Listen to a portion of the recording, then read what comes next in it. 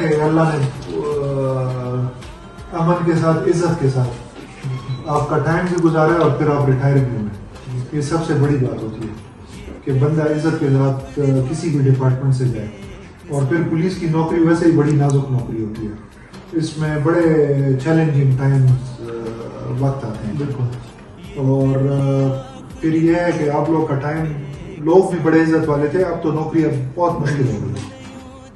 تو ہمارے لیے بھی دعا کریں, ہم آپ کے لیے دعا دعائیں کہ اللہ آپ کو عزت کے ساتھ رکھے, امن کے ساتھ, صحت کے ساتھ, اور آپ کی زندگیوں میں, بچوں میں, صحت میں اللہ برکت ڈالے.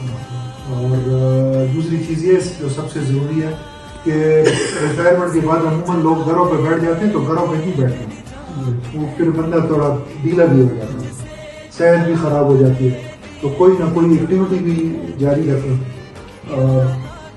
پولیس کے ڈپارٹمنٹ کو بھی نہ چھوڑیں, اپنے اپنے علاقوں میں پولیس کی ناکامی کا کام کریں اور پولیس کے فلاح کے لیے کام کریں.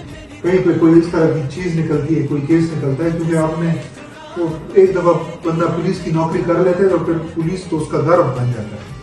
کوئی پولیس کے خلاف بات کرتا ہے تو وہ اس پہ برا لگتا ہے, کوئی پولیس کی تعریف کرتا ہے تو دل خوش ہوتا ہے.